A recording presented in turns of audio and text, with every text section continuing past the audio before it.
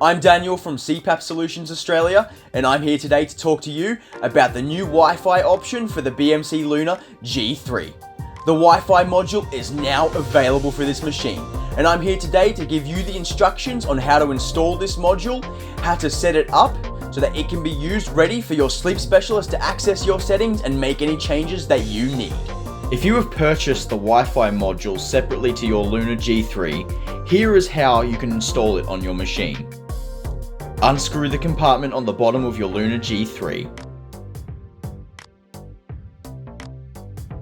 Remove the compartment cover.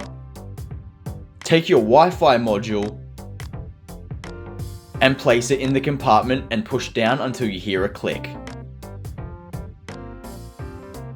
Replace the compartment cover and screw back on. To set up the Wi-Fi on your Luna G3, rotate the dial knob on the front of your machine until settings is highlighted. Press the dial knob in and turn the dial until Wi-Fi is highlighted. Press the knob and select your desired Wi-Fi network. Once your network is selected, you can enter your Wi-Fi password and select Enter to connect.